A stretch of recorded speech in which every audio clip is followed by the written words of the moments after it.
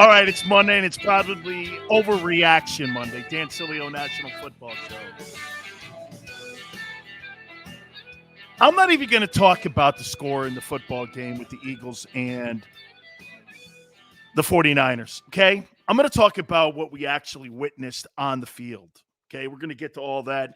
Appreciate everybody coming aboard. As I tell you on this Monday, storylines will be told each and every single week, because every single week in the National Football League season gives us a different chapter on what that team's going to look like by the end of the year, on whether or not you're going to be a contender or a pretender or just another one of those teams that circle in the toilet and never seemingly ever go down. You know, the NFL strives for mediocrity, which means they like parity in the game. 1 week, all of a sudden, you go like this. Wow. Then the next week, you're like, your head's on your pillow, tears in your eyes, and everybody is overreacting. Muhammad, all good. Appreciate you coming aboard. Had a great weekend. Trevor, all good. Big Joe, how about those Broncos? Teddy Bridgewater getting it done. We're going to talk about all the NFL games. But we're clearly going to start with Eagles and 49ers. Hey, starting it off here, let me just say this. Lincoln Financial was off the chain. It was clearly off the chain. And it was great to see the fans. It was great to see everybody having a great time. All Eagle fans, everyone. It was really great. For that matter, it was great when you watched it on Heinz Field, or you saw so many different things when it came to seeing fans having a great time this past weekend. It was awesome. I really loved it. Muhammad says, tough loss. Growing pains, though. Better to have this loss early and learn from it. Paraphrasing there, Muhammad. Muhammad, here's something, though. Significant injuries on the O and D line. Okay? Wow, Trevor was at the game, at Link. It says that there were a ton of 49er fans. You know, I tell you what, Trev, 49er fans will shock you. They show up all over the joint. They got a lot of good fans around the country. They do, man. It's a sneaky fan base. You know, Brie and Cheese and all that there in San Francisco. Well, let me get into this. Listen, let's jump into this and start it out by saying this. Don't panic, Eagle fans. Did you really think you were as good as a team that showed up against the Falcons? Hey, by the way, you see that Falcon team with about 7 minutes left at Raymond James against the Buccaneers? It was 28-25. They were down 3, and they were pushing the Buccaneers. Matt Ryan played a really good game, but then they just fell apart late in that football game. Okay? And I'm talking Falcons. Tom Brady. How about this? Tom Brady's got 9 touchdowns now in just 2 games. That's insanity, right? For a 44-year-old guy, let alone anybody else in that league.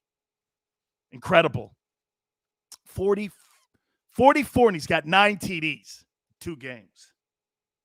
I say this to you, don't panic. Okay, the Eagles' offense, there were some real critical issues that we saw that was exposed in this football game. Let's just do this. Red zone offense, man. Your red zone offense was terrible. You must have left at least 10 points on the field. At least 10 points. And I'm okay when you give up only 17 points and you give up 6 points in the first 2 games. If you're a defensive player and a defensive coach, I don't know what else you're expecting. Okay? I really don't. I don't know what else you're expecting my defense to do when you're only giving up 17 points and 6 points in your first 2 ball games. Starter Minshew, Dan the Man, getting better after yesterday's debacle. Here, though, I thought I learned more about the Eagles. Here, let's do this. Jalen Hurts is now 2-4 as a starting quarterback. He's 53%. And my topic to you is the quarterback right now in Philadelphia the answer for long-term plans. Is Jalen Hurts the long-term plan for this team? Okay? That'll be the overall topic on whether or not you think that guy is the future of this franchise. 53% completion percentage, that's not going to cut it, guys. It's 2 games, and it's Cowboy week. Okay? It's Cowboy week. I'll say this. Mulata got got beat by Nick Bosa in this game, okay? He wasn't dominated, but he got beat. As the game went on, Bosa was more effective in making plays, especially in the second half. I saw John McMullen on Birds 365 say that the Eagles outplayed the 49ers. I think in the first half they did. I don't think in the second half they did. I think in the second half, that's when the 49ers started to take control of the game, especially on the lines. I think San Francisco had a better day in the offensive defensive line than what the Eagles did. And there was your ball game. Some would go back into now the play calling with Sirianni. Are you shocked that Kyle Shanahan out-schemed Nick Sirianni? Kyle Shanahan's one of your better scheming offensive coordinators in the NFL. Nick's getting there. Some of the play calling, okay, late in the game. You know, I was on with Big Joe yesterday, and he said something about placating to the fans. I don't know so much if it was placating to the fans, but he was maybe placating to the energy by the fans. And if that's what everyone means, he was trying to create big plays and big excitement in the building, okay? Is there truth to that? Maybe some, but you got to stay within a skill set of a player and not just get caught up in the environment around you. That's called inexperienced play calling. And I don't think he's an inexperienced play caller. He might be an inexperienced head coach, which we all know he is, because this is just his second start as the head coach of a NFL team. I thought Kyle Shanahan did a really great job, even with the mash unit at running back. They were pushing the Eagles' defensive line off the ball in the second half. That's what happened. I would say this too. First half, I agree with John. The Eagles outplayed them and found themselves down. How do you give up 7 points with under 50 seconds left in a football game going into the half, I mean? You gave up 7 going in the half. That was such a backbreaker. Backbreaker. Man, oh man, how many times have you seen that change the energy of a game when a team gets a last-second touchdown before the half? And you're sitting there and you're going like this, Jesus criminy, man. Can't do that. We saw that play out in the NFC Championship game. You remember the Buccaneers got a 7-point score late in the first half, and they went into half with 7 points. And I was like, that's going to change the direction of the team. Okay? I've already tried that, Joey. I get too distracted with my swimming pool. Yeah, I get too distracted. So your takeaway from this game is they really played against a really good roster. Hey, and I said that they would lose this ball game. What was the score I picked? 27-22? Something like that. I thought it would be a very close football game. More points or less points, fewer points are actually put up by both football teams. And it was really a defensive grind. It was an old school football game that I really thought was really a tough played game. The lines clearly were the difference in this, and that's where the 49ers got the win. So what do you panic after this? I said it last night with Big Joe on the postgame show, and I'll continue to tell you this. I'm okay with where the Eagles are after 2 weeks. 1-1? Did you truly believe you were going to be 4-0? I mean, I'm not sure what you're expecting from a 4-11-1 team that had holes all over the place last year.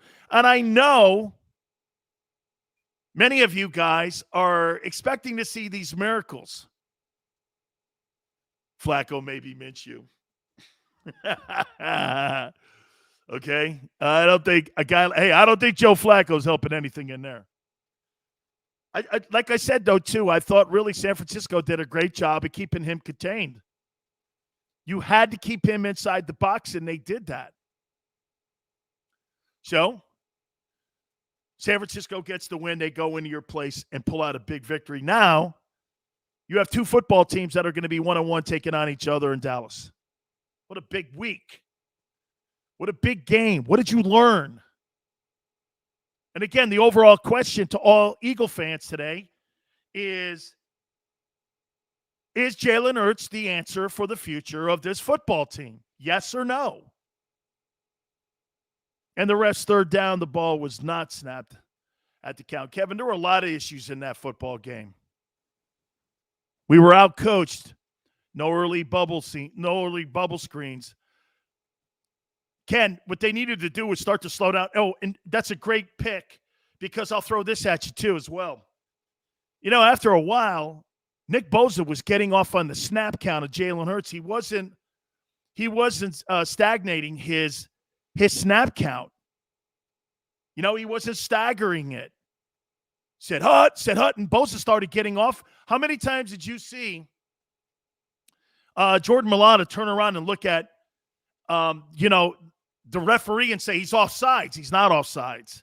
He was getting off on the count because Hurts wasn't, staggering his snap count. Got to stagger that snap count. They must have picked up a bunch of yards. By the way, Brooks hurt again? Is he hurt again? What is it, chest injury now?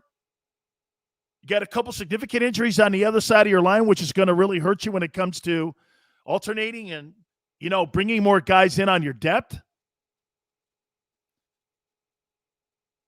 Okay? Kevin says Jalen Hurts is the future. Really? That was on Sirianni. I think some of the play calling, I think especially once they got from a position where they were trying to shoot from behind, I think there were too many plus 25 plays. And here's something else too, guys. Got to start to get a running back that's going to be a solidified staple in your game. If you don't have a guy, here, I'll tell you, to me, one of the issues that Dallas has coming into this game against the Eagles is that Zeke Elliott, what's he there for? I mean, really, what is he there for? Guy makes $10 million a year, and I'm trying to figure out what his worth is.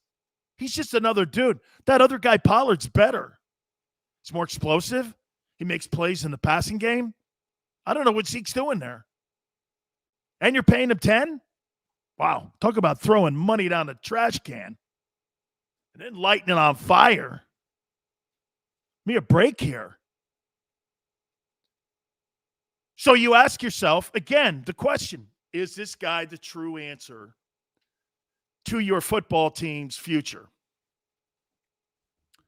I put a poll out there, and I'll do it one more time. And get this. I know Eagle Guy's doing this right now. Damn, Sills. I thought we were better than this, and you're disappointed. You're disappointed. I was talking to Krause before we went on the air. He's like, man, I think Eagle fans are pretty disappointed after what happened this past weekend. Why? Folks, this is not about winning rounds, which means all the games. This is about winning the NFC East. Take that out of your mind. You didn't play bad. Hey, there's no commemorative, hey, nice participation. That's not what I'm doing here. If this was the Kansas City Chiefs, I'd be beating down the Eagles right now. I would be beating that team up. Coach sucks. Quarterback is not the guy. Where's your running game? Hey, that secondary needs to get people on the backs or they'll never win. That's not what that team is. You don't get that level of criticism yet. The fans of Philadelphia think they're still talking to the Super Bowl team of a few years ago. You're not. It's a different group, different coaches, different ideology, different quarterback, different approach to the game. Don't be the Atlanta Falcon fans. You're still stuck in that malaise of Super Bowl, whatever. Woe is me is not this case here. Okay? Right, no moral victories. This is about getting better. This is about winning, at the end of the day, the NFC East. Okay? I saw everybody like, this is on the coach. And okay. It's Dallas week. It's Monday. Time to go to work. Remember this. Here's your silver lining. You only gave up 17 and 6 points in your first 2 games against a football team. Hey, for the record, Atlanta put up 28 points on the Buccaneers. 28 points. How many points did you give up to Atlanta? 6? Okay. How about this? Give me your first 2 weeks as a grade for the Eagles. What would it be? What would be your grade? I know what mine is. Ball says, so can they take down the big bad Cowboys? Absolutely. Chargers lost that game. Do you know who the most penalized football team in the National Football League is? It's the Chargers. They gave that game. And by the way, Mike McCarthy is a freaking idiot, and he's a horrible coach. He is a horrible coach. I like Carl's grade, B-. I'm more right there with you, Carl. We could definitely beat, this is Nunez, we could definitely beat Dallas, and Jalen Hurts will be fine. It's only his 7th start. If I'm not mistaken, he's 2-4 right now as a starter. Early Dallas prediction, Cowboys 31, Eagles 16. No way. No way. No way. No way. I think Philly's defense is good enough to slow that thing down. And I don't know if Dallas's defense is good enough to slow down the Eagles' offense. But who's the better coach? Mike McCarthy, Nick Sirianni? I think that's a push. Ownership, Sirianni took accountability. I love that. Peterson never, ever did that. He got mad at people who are implied he called a bad play. Yeah, Doug has a little bit of that, his ego, because no play call. You know, when you question a play caller, you know what that's like questioning a doctor when he's doing a surgery on your knee, okay, or open heart surgery. Doctors don't like to be questioned, and lawyers don't like to be questioned on how they put a case together. Okay, offensive coordinators have that. So if you know that now going forward, offensive coordinators have that mentality. They're like lawyers. They don't like to be questioned in how they go about delivering their case. So you know you're going to deal with massive ego. Dan, the Eagles will win the East. I'm still right there. I don't think there's anything wrong with what I've seen. Now it's about correcting it. Did you not think that there was going to be training wheel sessions? Folks, did you not think there was going to be training wheel sessions going forward with a new coach and a new quarterback, new coaching staff? You didn't really believe that this was going to roll into 4 years ago when you won the championship. Okay? That's right. Dave, Dave, am I saying anything wrong? Carl, I'm not out of hand, Carl. I'm the one that said don't get overhamped on the Falcons, and I'm not down on the Eagles. I'm not down on them. You guys are down on them. Not all you guys. I'm not saying you, but you guys are down on them. By the way, Garry Cobb's going to join us from Fox 29 in hour number 2. We're going to talk to Garry and get his spin. And Garry was just like I was after the Atlanta game. Let's see against the 49ers. Got you, Dave. All good, Dave. You have a solid team here. This is about the coach getting reps, the offense getting reps, the quarterback getting reps, and continuing to get better. By the way, that was a very good football team that you played. I got the 49ers winning the West. I do. I got the Niners winning the West. I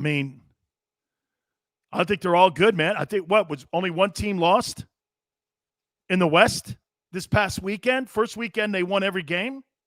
What was it? Seattle, of all teams, huh? Tennessee came back, and King Henry ended up taking them down.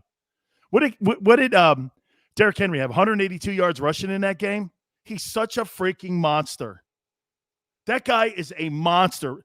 Listen, for a quarterback-laden football league and all the quarterbacks that run the league, Derrick Henry is an amazing player. 3 touchdowns too, Muhammad. He is, you know what, too? That guy was taken in the second round. The second round out of Bama. The second flipping round. That's unbelievable. You did say give them 3 games to see how they are. Hungry, that's where I'm at right now. We'll see after that. By the way, I think these 3 games are going to be a perfect litmus test on who they are, the Eagles. Falcons, who put up 28 points against the defending champions. Get this, the Falcons put up more points than the Cowboys put up on the Buccaneers. Okay, Falcons put up more points than the Cowboys did. And it was 28-25 late in the fourth. Jordan Howard should be our short yardage back. Dave, they've got to fix that red zone, man. That red zone was atrocious. You can't get down inside the 5-yard line and not be able to cash in and push it in. With that old line, that's embarrassing. Lane Johnson and those guys, that's embarrassing. You can't have a group like that and get stuffed like that. Can't happen. And on the coaching staff with the play selection, guys got to be better than that. The whole team has to be better offensively. Coaches, quarterback, O-line, personnel, got to be better. Dude, like I said, the Eagles put 10 points out there on the board and left it out there. Should have won that game like 21-17. That should have been your game. But get this. Hey, shoulda, woulda, coulda. Who cares? That's a rearview mirror game now. Okay, watch this, Kevin. Right.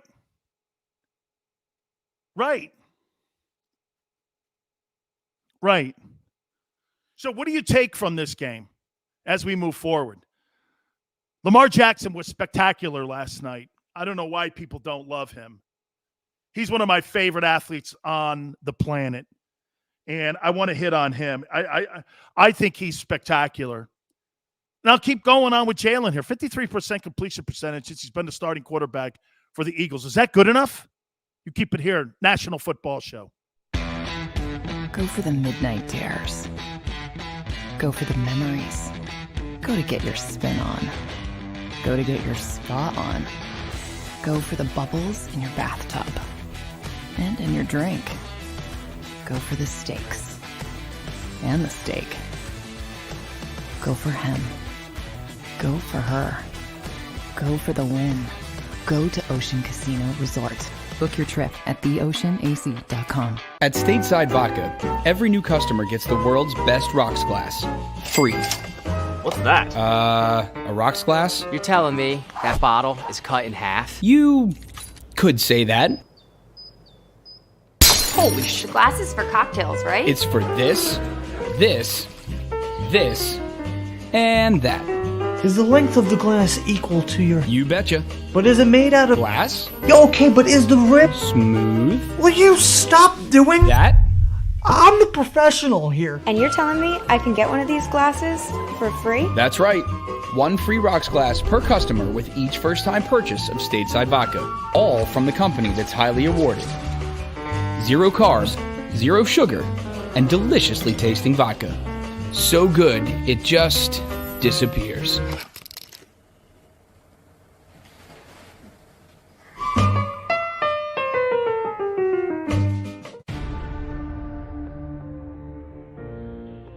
When it comes to the fight against insurance companies, large corporations, and the healthcare industry, injured victims are always the underdog. But that doesn't worry us. At Messa & Associates, we're an injury law firm from Philadelphia, and we come to fight. Our clients know that they've got representation with a chip on its shoulder, and it's the same chip that makes Philly the toughest city in the country. Call 215-568-3500 or visit us online at messalaw.com. Messa & Associates, the toughest injury firm in Philadelphia.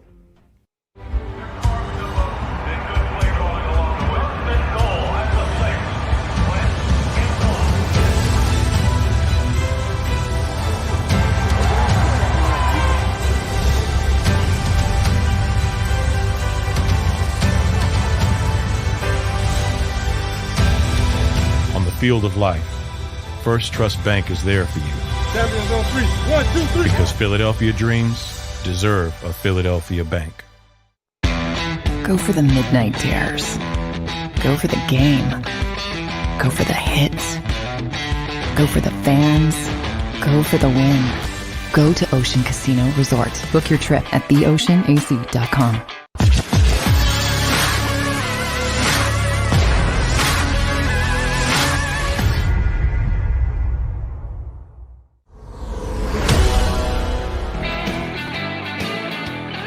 Welcome back. National Football Show, Dan Sileo. Garry, Cobb in hour number 2 from Fox 29 in Philly.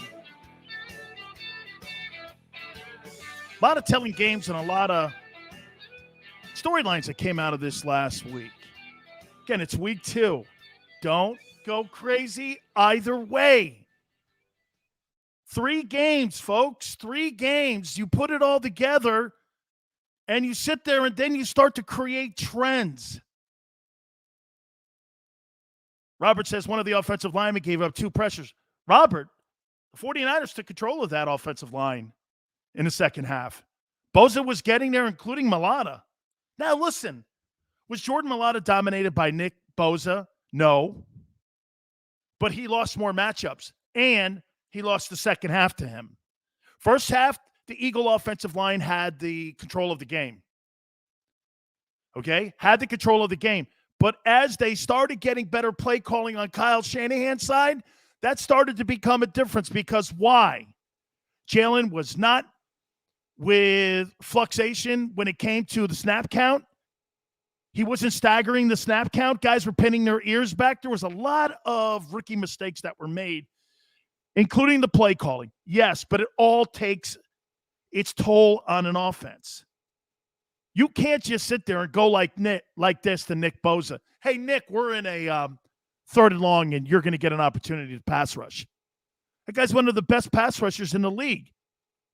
The idea is not to let him know what you're going to do because it gives you the advantage if you're the O-line. That's right. Monkey mind. He started getting off on the snap because Jalen was not staggering the counts. How many times did you see Mailata go like this? Come on, man, he's offsides. He wasn't offsides. He was anticipating the snap count. That's such a young rookie quarterback. I mean, you know what we used to do to the rookie quarterbacks? Because back in the day, watch this, guys. Watch this. The quarterbacks used to face the line of scrimmage. Why was that? Because they wanted to see where the free and strong safety would line up. Now they have their backs to the players. And why is that? Because they got people on the sidelines reading lips. Watch me right here. So I used to sit here and go like this. Hey, guys, it's on 1. First sound. First sound. Defensive guys are looking for anything.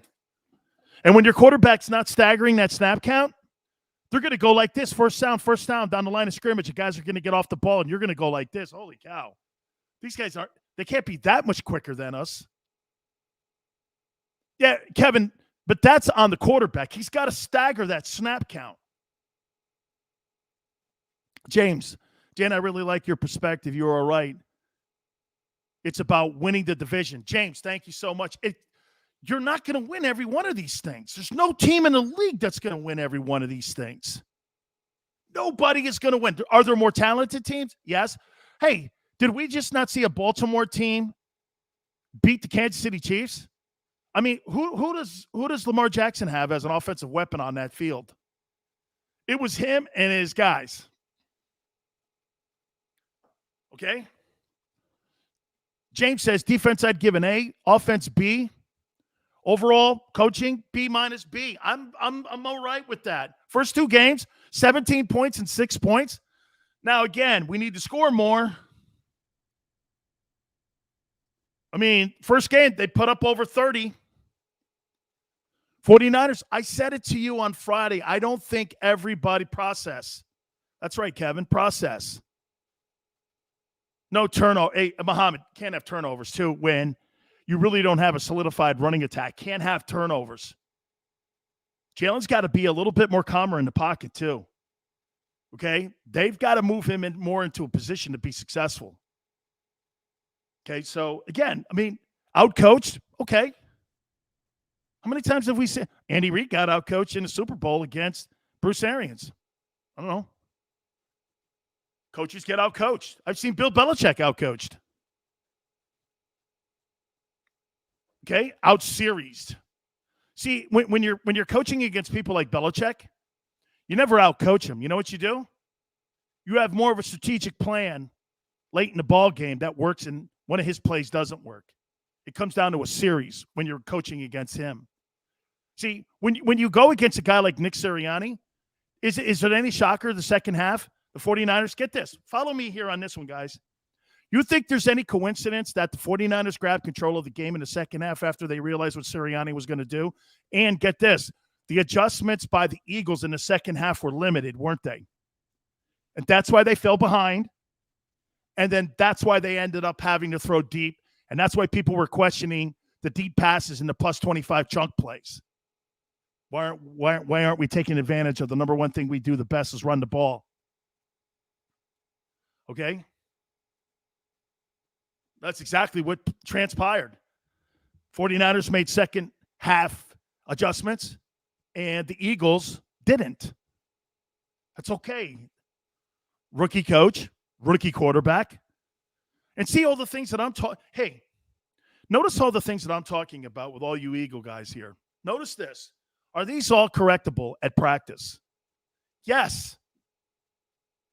We're not talking about lack of ability here. How about this, Devontae not having the game that he had in the first half of last week, and really even for that matter against Atlanta in the second half? I thought he was just as good on getting open. Why do you think that he didn't have the same success that he had in week one? I'm talking Devontae Smith. Why do you think? Because the quarterback didn't. They pressed him on the line. Sirianni couldn't get him in space. The quarterback was moving around in the pocket because there was pressure by Bosa and his group. And I really think because you guys thought that Jason Verrett was out in the secondary, that San Francisco was not deep. One of the reasons they were able to cut Richard Sherman was because they were deep in the secondary. Watch this. I saw Jason Verrett play when he was at TCU and when he was with the Chargers.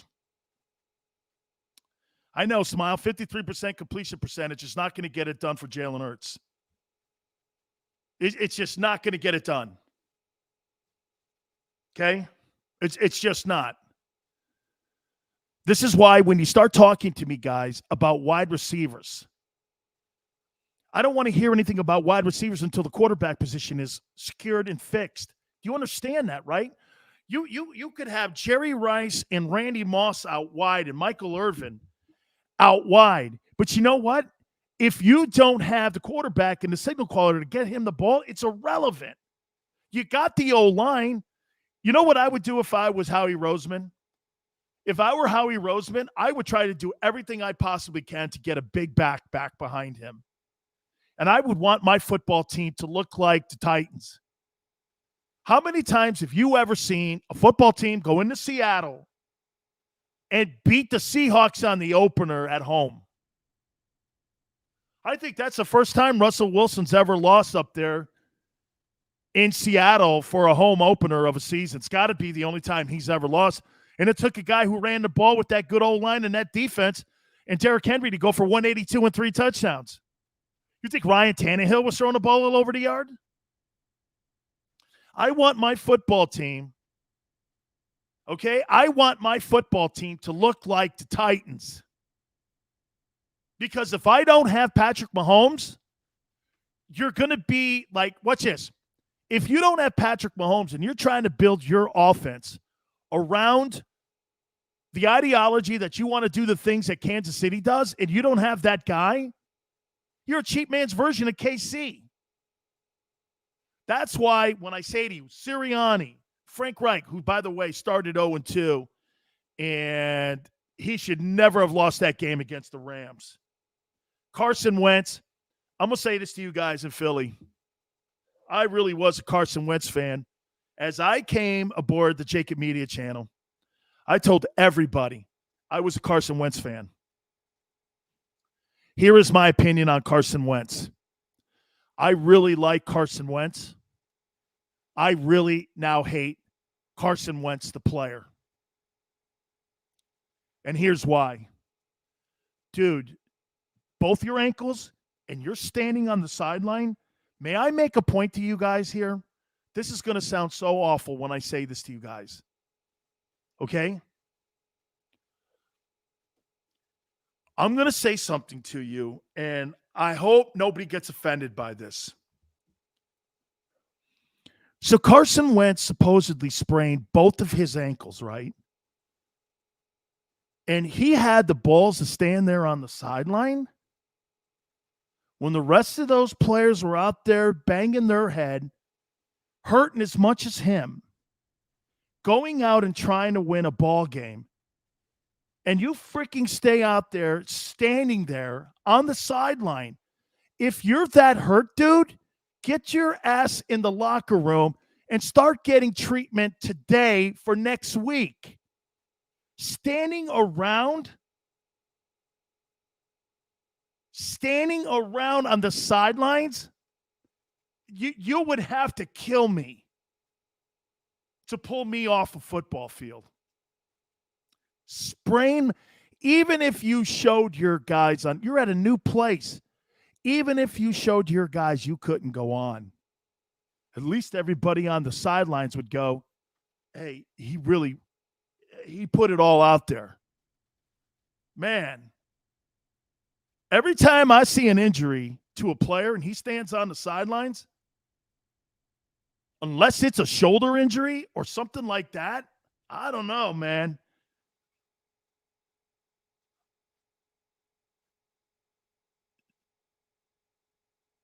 Yeah, Wentz left the game with a head injury last year that we needed to get in the playoffs. I don't know, man. Hey, I think the kid really wants to play. But you know what? He just ain't one of the guys. You know what? I'm going to start to believe it in Krause Jr. I think you may be right, man. I think Wentz is a shitty teammate. I think he's a shitty teammate. Because you don't do that, man. When you play pro football, man, you gotta pull people's heart out of their chest for them not to get back in them games. I mean it. Hey, Nunez, this guy's crying too much here, man. You got to get out there and play, bro. I mean, this guy, I think he's soft. And some would go like this, well, he plays really hard. Yeah, he plays reckless. He thinks he's still at North Dakota State. Division III. You know what he has? He has Division III mentality. Yeah, he thinks he needs to win the game by himself because you know what the problem with Carson Wentz was? Let me tell you where Wentz is in his life. Wentz was the guy that wasn't the number one recruited quarterback in his area, but he wanted to be the number one star. So he went to a place where he didn't have to really be competing like the SEC. So he took an easy way out. He knew that he could go to North Dakota State because he'd be the only star there and in that league. And when he went there, he made himself a first-round draft choice, all on athleticism for scout team guys. The people that North Dakota State plays are scout team guys on every other Division I football team in America. You think Carson Wentz would have been a first-round prospect if he played in the Southeastern Conference? I don't. He was smart. He angled.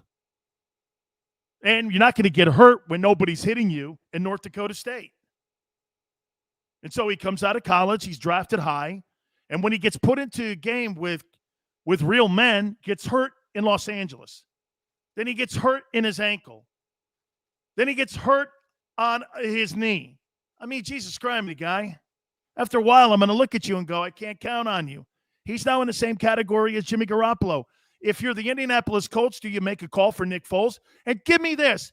I don't want to hear, well, this may upset. Shut the hell up. I don't want to hear that. Well, may upset. Shut up, dude. I got to win games. I got to win some ball games here, bro. Foles knows the system. He gets along with Frank. They click with one another. Who knows? There could be a great dynamic in Indianapolis. Make it work, Carson. You got your money, like Carl said. You got your dough. If that guy helps you get to the finish line for your career, where you win a Super Bowl and you're holding a Super Bowl trophy, and Foles was responsible for both of them, that's okay. Earl Morrall helped Bob Greasy back in the day get 2 championships. Backup quarterbacks sometimes are essential on a football team. Taking over when a guy needs it. Even in Troy Aikman's day, they had Bernie Kosar step in. How about Bledsoe? All that, man. Plus, it's where you get your opportunity. Yeah, Carson Wentz, man, that guy. Son, you need to go to a massage therapist, most notably not Deshaun Watson's girls, and you need to work on that body of yours because it's made of paper. Okay? It's made of paper. I mean, think about it, Dave. He went to a lesser league and to a lesser division. He was never going to go to Tennessee. Let's just say this, Dave. Wentz was never going to go to Tennessee and be a top NFL number 1 draft choice. So he goes to a Division III school or 1AA, whatever that thing is. And he comes out of there and he's a high draft choice. Because you know why? He's never touched. No one hits him. He's got guys wide open. He would never have performed like that in the Big Ten or the SEC. Never. It's North Dakota State and like everyone else. At the end, you know what the Eagles are going to be doing? Thank God. Thank God. You don't think they're saying that now in L.A.? Matthew Stafford looks like he's the MVP. Okay? Matthew Stafford is – that Buccaneers-Rams game is going to be a hell of a football game coming up. Okay? Robert says, on one hand, the Eagles' defense isn't why the Eagles lost to the 49ers. You should generally be able to win when your defense only surrenders 17 points. Absolutely, Robert. That's why I'm not down on these guys. And you know what you have today? Krause was telling me, you know what Eagle guys are doing? They're doing this. Oh, well. We may not have a good team. Jesus Christ, really? I thought Eagle fans were more loyal to the team's progress. I mean, everybody was so euphoric after the Falcons game. All of a sudden, you duck your heads and put your heads under your pillow because you got beat by a good football team. Man, I expected more. I totally expected more from that. You've got to take accumulation of the games here. Nothing's won or lost here. Got the same record as the Cowboys. Hell, you got the same record as Washington. Monkey Mind, I never thought Eagle guy was fair-weathered like that. Nunez, I'm starting to think it, man. Okay? Carl, then you shouldn't be disappointed. Sweet pressure Jimmy Garoppolo into a bad throw they did. Devin, yes. Devin, yes. Yes. Run it. You're inside the freaking 5-yard line, guy. What are you doing? What are you doing down there? You've got one of the top O-lines. You were controlling the game in the first half, and you just didn't run. I would have ran him 3 times. Did you see what Lamar Jackson did, how many times he ran the ball last night against the Chiefs? I couldn't even tell you who their running backs are. Is that DeMarcus Murray back there running for the Ravens last night? Did I actually see that? Was that Murray last night?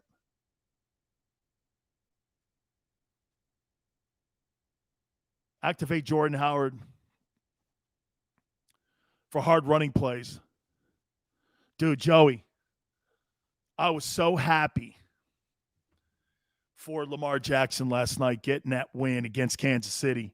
He's 30-5 against the rest of the league, and he was 0-3 going into that game versus Patrick Mahomes, and he gets the win. Baltimore's officially a player in the AFC. By the way, guys, you think everybody was a little bit upset that Baltimore got beat by the Raiders in the opener? Hey, this just in, the Raiders are 2-0. Shocking me? Yeah. And get this, they went into Heinz Field and beat the Steelers. Okay, so John Gruden has beaten the Ravens and Steelers in consecutive weeks. I don't know about you, but Derek Carr looks like he's playing some pretty good football. And the Raider offensive line is coming around.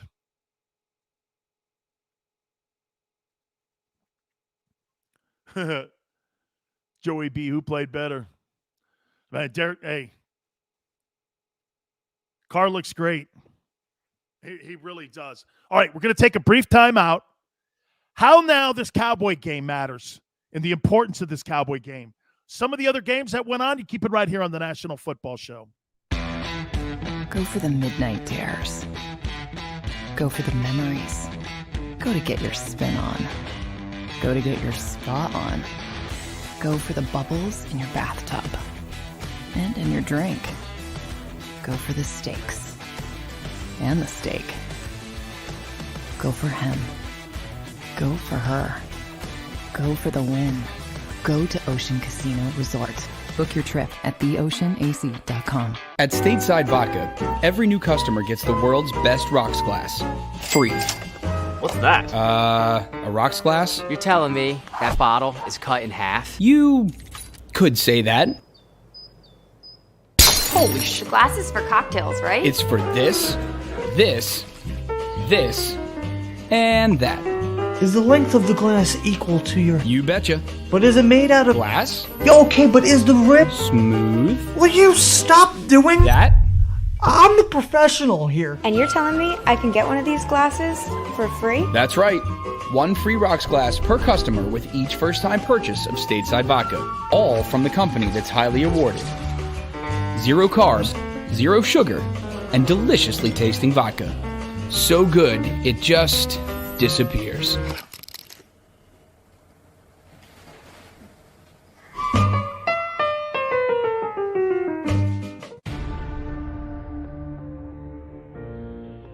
When it comes to the fight against insurance companies, large corporations, and the healthcare industry, injured victims are always the underdog.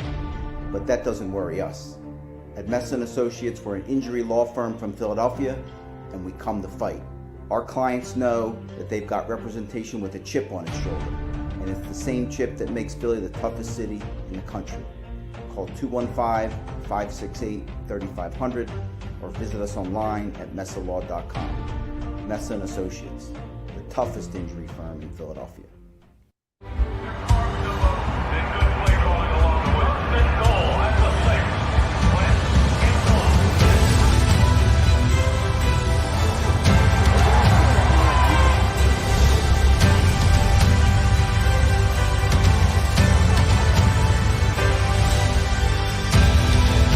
Field of life, First Trust Bank is there for you. Champions on 3. 1, 2, 3. Because Philadelphia dreams deserve a Philadelphia bank. Go for the midnight dares. Go for the game.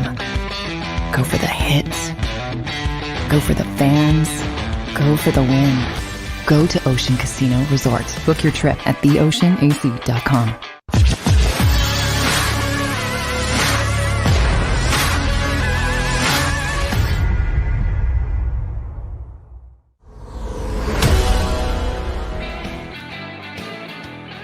Welcome back, National Football Show. Dan Sileo here on this Football Monday.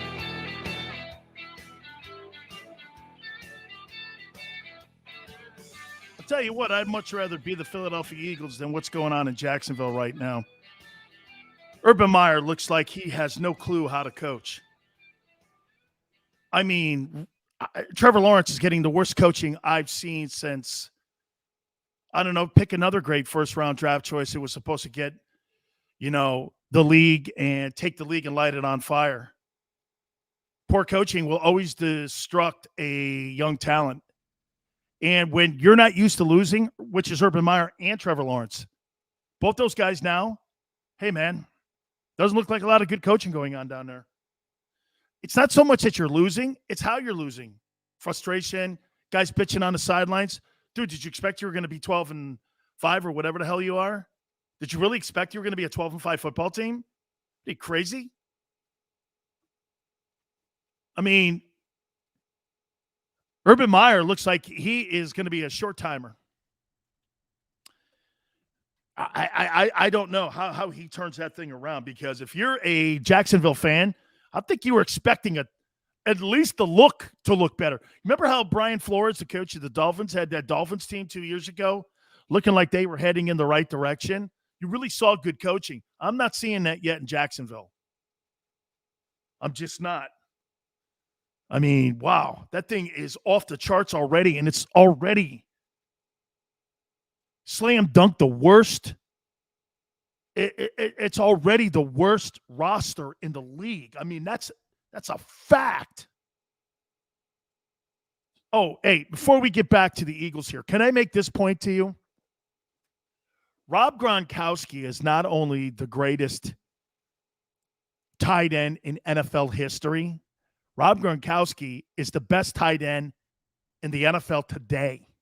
Again. This is after going to the WWE. He's got 4 TD catches in 2 weeks. He's getting off the line of scrimmage like he did 4 years ago. Gronk looks like the best player at his position again. Kelsey, fine ball player, but he don't block like that guy. And his hands are good. Kelsey, not like that. Not like that, okay? I mean, he was spectacular. Okay? Just had to double check to make sure Garry confirmed, and he did. So he'll join us in hour number 2. Yeah, Gronk looks spectacular. He looks like he's having fun, and he's, like, healthy again. So, all right. I started the show up by asking you if you really believe that Jalen Hurts is going to be the future of this football team. How many more games? Remember what I said? I thought there'd be a reevaluation after 6 weeks. How are we doing so far after 6 games? He's 2-4. You're going to be more of a sense. You're going to be more of a information line for me, because many of you have seen this team as Jalen Hurts has been the starting quarterback. He's 2-4, and he's 53% in his completion percentage. How has he done so far? Carl says, I believe the Eagles can only get better as the season progresses. Carl, I'm 100% behind your comment. I think they are going to get better. Kevin says Sirianni has egg to scrape off his face with some of the stupid calls. Kevin says process. Yes. Okay. Yes. But I'm going to make a point to you. Monkey Mind says I don't count last year. Fair enough. I'm going to make a point to you about the Cleveland Browns. The Cleveland Browns under Baker Mayfield will never go to the heights that they will go to, because I think, watch this. I think Baker Mayfield's good, but I also think Baker Mayfield's not so good. Here, let me explain. I think Mayfield is good enough to beat the Texans, but not really good enough to beat the Chiefs. Does that make sense? Whereas Lamar can beat, and now the Ravens are in the room. They've caught up to the Chiefs. How great is that guy, Lamar Jackson, to watch? Most electric player in the game. Do you know that he's got the 3rd most rushing yards of any back in the NFL over the last 3 years? Okay? I mean, he's the third most yards gained running the ball. A guy who led the NFL in passing TDs a few years ago. Whew. That is unbelievably great. Wow. Jalen can't be that guy, though. Here, Jalen is more of a guy where you have to do this. This is where I say to you, Jalen's got to be managed a little bit like Russell Wilson, but what made Russell Wilson a Super Bowl contending quarterback every year? Marshawn Lynch. You guys don't have Marshawn Lynch. You need a back that can keep people honest on play action. When Jalen Hurts does that stupid-ass fake, if I'm a defensive lineman, I'm not buying it. He's going to keep the ball and try to break down the edges. I'm not buying your running game. Starter Minshew, I think that's a loss. Now that Graham is out for the season, do you think the Eagles go to a Bosa 34 defense? Absolutely not, man. You can't change that now in midstream during the season. No, man. You've been practicing that so you're telling me all the training camp then is for naught over one guy? Then your football team has more problems. If you can't stay in a 43 because one guy gets injured, man, I mean, I hope you got more people on that roster, and I think they do. Kevin says, am I crazy to say Jalen Hurts' ceiling is Russell Wilson? Kevin, here's why yes. Do you think his quarterback percentage increases to 68%? You think he's going to be a 68% pass completion quarterback in this league? Do you think he's ever going to be 68%? Because know this, he's never going to be Lamar Jackson. Okay? He's never going to be a Lamar Jackson. So, to me, Russell Wilson, that's high expectations. It means, Brady got better throwing the ball, though, didn't he? Better personnel? No, but Brady never really played with exceptional personnel at the Y and Z positions. What, Julian Edelman? Right? Amendola? Who were those guys? Smarter Minshew, who plays the 5 technique? That's going to be by committee now. Kevin says, I watched the Eagles for 10 years. I've never seen this formation here. Yeah, Kevin, more screens too. More middle screens, more stuff like that that resembles a type of running game because they need to get that going, man. They totally have to get that going if they're going to be effective. By the way, don't forget, Garry Cobb's going to join us in hour number 2. Fox 29's very own in Philadelphia, Garry Cobb. He was killing it over the weekend. My boy Krause Jr. was showing me VO of him, and Garry does a great job for the Fox affiliate too. And by the way, I'll tell you this, if you go back to the JAKIB Media channel and you go back and you watch what Garry said after the Atlanta game, he said this, we'll find out a little more about who they are after this 49er game. Man, I can't believe that Eagle fans are just going like this, waving white flag for the year already after one game or 2 games. Come on now, man. We're better than this. We're better than this. Don't be like Charger fans. Okay? Yeah, but Kevin, he's got to get out in space like Russell does or drop back to a 9-step. When you're short like these short quarterbacks that are coming into the game, Drew Brees had this great technique. And Drew, instead of going back 7, you go back 9 yards. It gives you a better vision and clear lanes of passing lanes. because some of your linemen, and by the way, the Eagle guys are enormous. From tackle to tackle, that's a pretty big O-line, man. They're big dudes. That's a big unit, man. I mean, seriously, they come running at you, you're going to go, holy cow. That's a big group of dudes. Intimidating. Yeah, but the 49ers, get this. Hey, get this.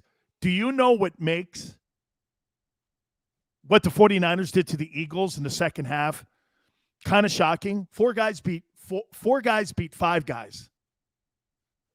Think of that. The four dudes on the 49ers beat your five. Let me tell you this. When you go into a meeting on Monday, today, and you're a defensive line, and we beat up an O-line, that means you don't have to blitz. It means you don't have to do anything. We're getting to the quarterback. Yeah, Brooks is another Hugh Graham and Brooks, man. Those are big injuries after the first 2 games of the year. Wow, is that big? And for the record, though, let me say this about Brooks. How many times has this guy been hurt? Is this the 3rd year now he's been hurt? What is it, a chest injury? He may be lost for the year now? Am I right when I say that? Tell me if I'm wrong, because I want to be corrected. I don't want to say anything out of school here. Damon says, I think Hurts has all of the physical tools that he needs to be a success. I do too. Now, we're talking levels of what success, though? And he obviously has the intangibles. Right, you're talking leadership, clubhouse crap, good teammate. It matters. He just needs some time to develop.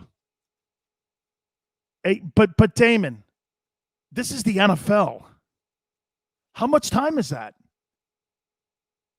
That would be like telling me I got a job at Apple, but I'm going to give you 5 years to mature into your job. You feel me? When I get a job at Amazon, you think they're going to go like this to the CEO? Hey, you got about 5 years, See if you grow into the position. No, every year you should get better as a CEO of Amazon. Or do they expect high profits as soon as you walk in the building? That's why you were brought in. There's no honeymoon when you get big gigs. Being the quarterback for the Philadelphia Eagles is a big gig. It's a big gig.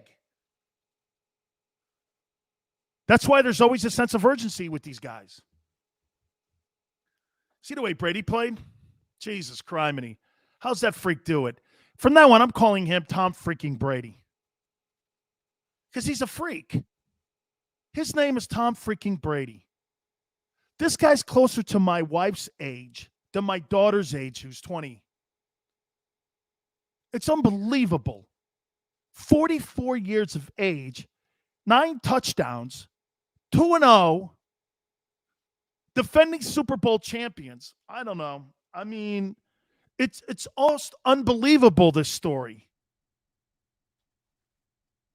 It's just unbelievable. I mean, I say this to you guys all the time. I think Brady's the modern-day Bill Russell.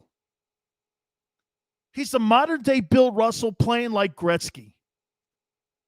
Every time he stepped, I think 2 weeks he's going to pass. Oh, my God. You don't think he's going to pass the all-time touchdown mark at Gillette when they go to New England? Oh, my God. Wait a minute. You don't really think he's going to go to New England to break the Breeze record when they play the Patriots? This guy, hey, I mean it, man. That's too much. That's too much, man. Oh, he is. Hey, by the way, congratulations to John Gruden. 2-0. I said your team sucked going into this year. I may be wrong.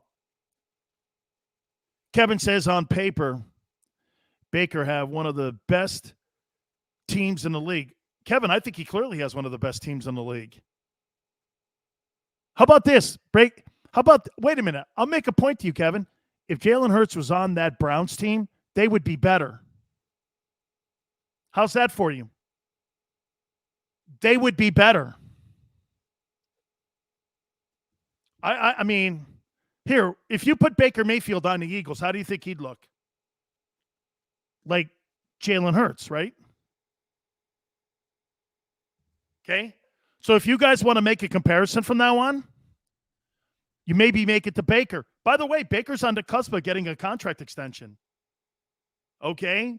There's people that are waffling on him. There's people on that side and people on this side. I must tell you, he is the biggest question mark for me in the NFL. I think he cost that Cleveland team a chance to win. But from now on, I'm going to say this to people from now on. Okay, so if I put Jalen Hurts on that Cleveland Browns team, would they win more games? Could they have beaten the Chiefs? I don't think he would have made any more mistakes than what Baker made. Kevin says that Baker would struggle just like Jalen. Absolutely.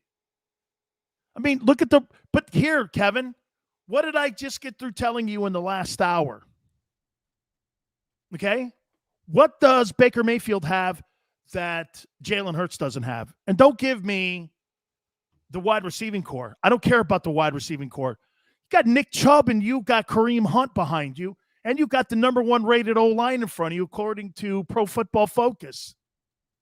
I don't know about you, but my position is this. I'm going to be throwing from third down and short the majority of every single football game. Smile says, deal, I'll take Baker for Hurts. I think they're the same guy. I do. I think they're the same guy. I don't think you get any worse or any more. I mean, look at the talent around. How about this? You put Aaron Rodgers on that Cleveland Browns team. Does Cleveland go undefeated? Devin, he is a better athlete. Am I right? If I put Aaron Rodgers or Russell Wilson on the Browns, do they lose a game? No. Okay? They're 1-1 already. And they kind of struggled against the Texans. That's right, Kevin. Eagles need a dude behind him. That's, in my opinion, where you're looking for. I mean, here. You know what really hurts the Cowboys? You know what hurts the Cowboys coming in? This kid Pollard has picked up for the lack of production from Ezekiel Elliott. This kid that they got in the backfield now, who's the underrated running back for the Cowboys, to me, he's their bell cow guy. He's clearly their bell cow dude. Zeke, to me, I'm like, I don't know. They had to restructure his contract. You know, they owe him this year with bonuses and salary. They owe him $9.6 million. Really? Ezekiel Elliott is a $10 million a year back? Not the way I've seen it the last two. Now, has that had a lot to do with the amount of attempts that Dak is now throwing the ball? I do think it has. But let's take a look at this. What'd that kid Pollard have? 13 carries, over 100 yards? That's what you're kind of hoping for Zeke, and Zeke's making the mail. He's making 10. Dude, Devontae Adams. Carl, why are you out on the perimeter, though? Why are you trying to build your team from the wide receiver in instead of from your team out? You feel me? Carl, you want to build and get all these fancy Christmas bulbs, put them on your tree when your tree's not stable yet. You've got to solidify the quarterback position first. You're under the assumption that Jalen's the guy then. If you are coming from that perspective, then I understand your philosophy. If you're coming from that perspective that you think Jalen's the answer, you're saying then, well, let's go out and get Devontae Adams from Green Bay. Is that what you're saying?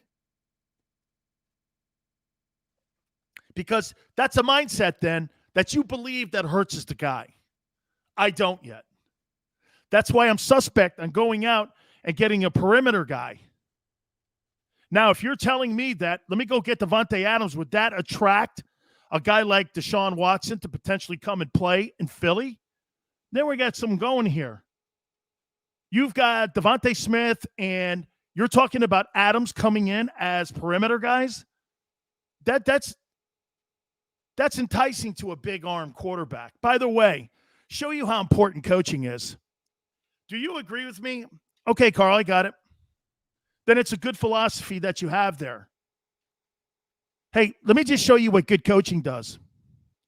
Marcus says Eagles need a running back bigger than 150 pounds. Hey, Marcus, I think that guy's in Tennessee. Is that what you're saying? Rookie coach got out coached. Old Cole, absolutely. And I don't know, Kyle Shanahan out coaches him.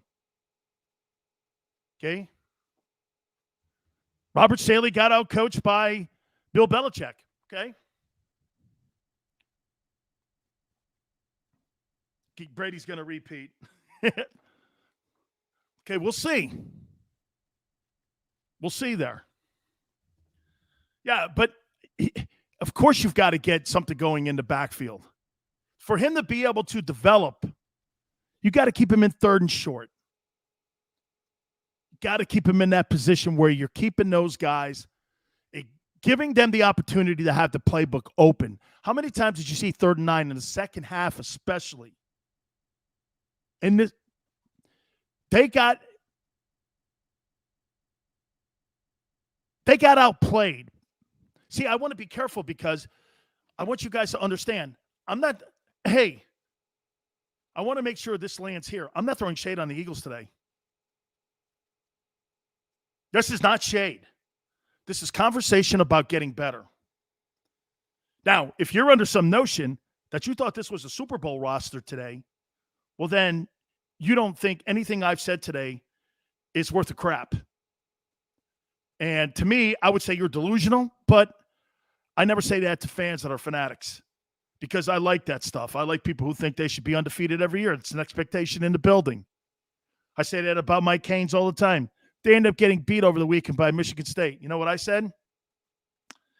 Okay, my daughter knows how to tackle better at Grand Canyon University when she plays rugby. I mean, Miami's missed 66 tackles in 3 games. It's the worst in the country. I don't know. Since when did that program not be able to produce guys who got guys on the ground? I had 100 tackles there in a year. And I'm just one dude. I played with a whole bunch of wolves. Everybody could tackle. And we weren't hitting tires or doing stupid tackle drills. We were killing dudes. Our own guys, too. Those drills that people do now for tackling, see, to me, defense is a mindset.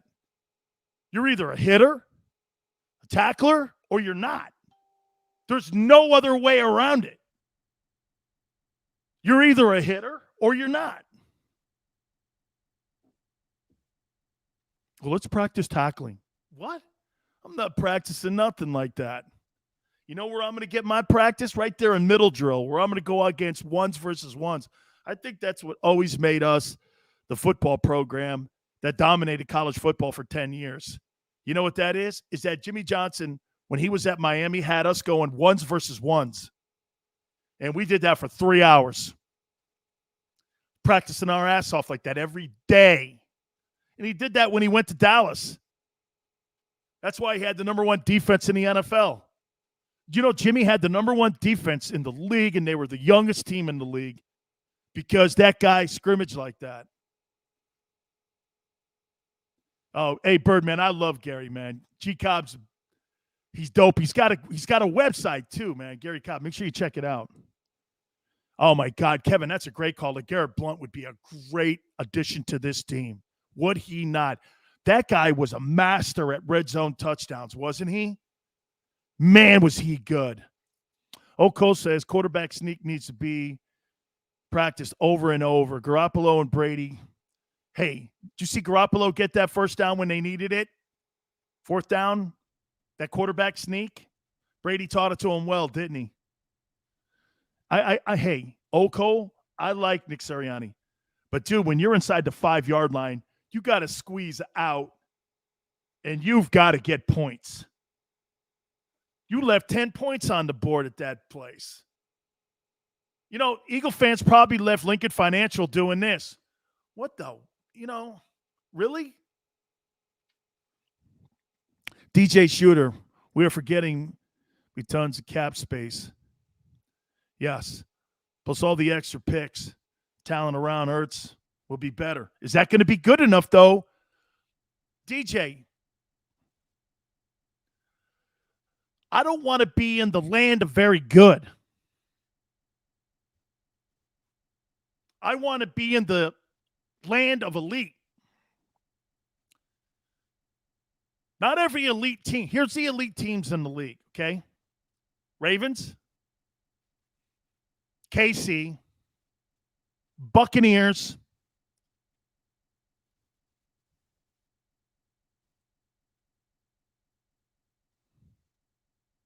maybe Rams? Would we say those four? Rams, Bucks, Ravens, Chiefs. Who else would we add to make it 5, we'll say?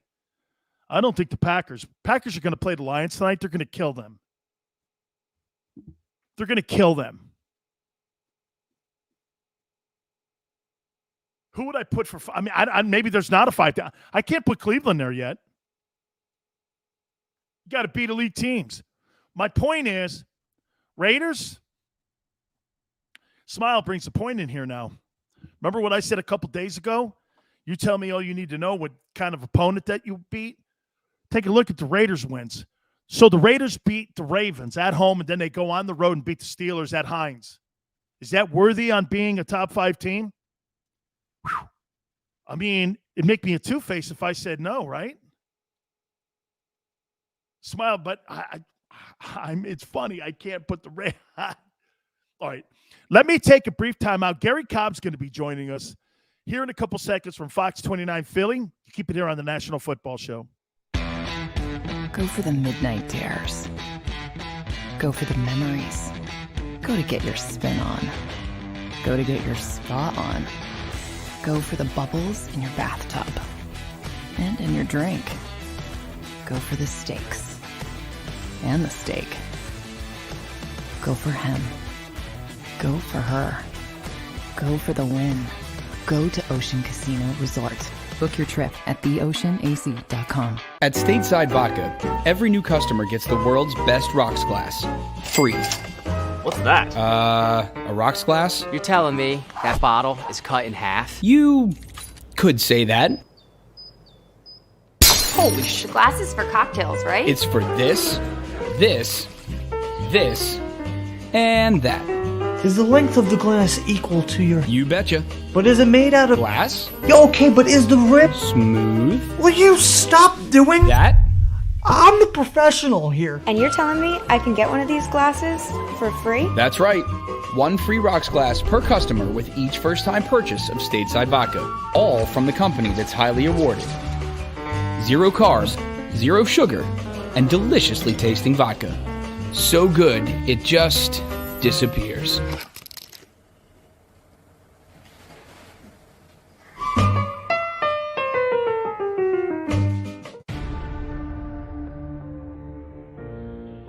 When it comes to the fight against insurance companies, large corporations, and the healthcare industry, injured victims are always the underdog.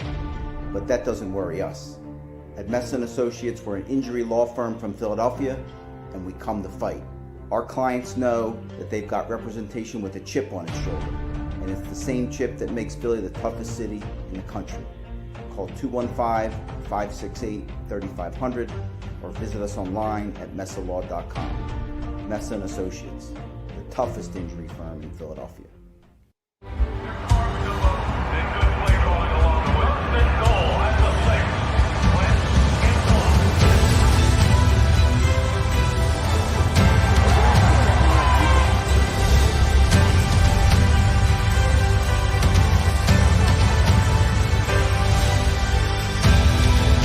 Field of life, First Trust Bank is there for you. Champions on 3. 1, 2, 3. Because Philadelphia dreams deserve a Philadelphia bank. Go for the midnight dares. Go for the game. Go for the hits. Go for the fans. Go for the win. Go to Ocean Casino Resort. Book your trip at theoceanac.com.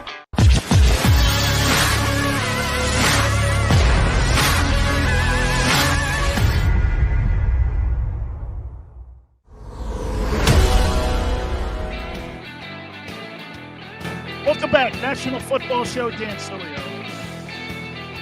What did my friend Garry Cobb say last week? After the Atlanta Falcons, he says, hey, let's just take a look at this football team after 3 games as we get ready for the Dallas game before we start throwing rose petals at these guys. 32 points against Atlanta was nice, but we're going to find out a little more. And I'm paraphrasing here, but this is what Garry said last week. He was like, let's pump the brakes here on this thing. And Garry Cobb from Fox 29 joins us here on the National Football Show. Words came to true here, didn't a little bit. Played itself out there at Lincoln Financial. Thanks for doing this, Garry. No, my pleasure. You know, it's this is the NFL. You know, this is, you know, you got good teams, and the Eagles really, you know, they came out, you know, and I got to give the young team credit. They came out and they played hard. Started out that game, you know, they were coming out to win. So they took it to them. They were really outplaying a veteran team, a Niner team that's been to the Super Bowl. But, you know, a good team like that, they're not going to play that way the entire game. So you had better put some points on the board. And in football, even though, you know, you get all kind of yardage and everything, they don't give you points for yardage. You're going like, we got 50 yards. We get 5 points. No, you don't get any points unless you kick a field goal or you push the ball into the end zone. And because it's like that, when you get in the red zone, you got to amp up. And rather than amp up, you know, they got sloppy when they got in the red zone. You see, the first time when they got in there after that long pass, they got a big penalty. The whole left side of the line is offside. Now, that's not a good sign, you know, because you're supposed to get more focus. And you notice that San Francisco got more focus when you got in that red zone, both when they had the ball and they got that way defensively. You saw the growl start to come up. You know, they're going like, you know, we're getting pushed around. And San Francisco started playing harder. You know, they really, you know, for whatever reason, the Eagles had an advantage on them early on. They were outplaying them. They were taking it to them. They were beating them to the punch. They were getting off on the ball. They wouldn't let them run. They had 7 yards rushing in the first half. 7 yards. And they wound up with 117. So, you know, good teams, you know, we know about that. When you got a good team, guys go in, they start talking to each other. Guys start challenging each other. Hey, such and such. Hey, we need something. The offense will start talking to the defense. The defense start talking to the offense. And you know, you got a team that knows what it takes to win. After a while, they're going to start playing on that level.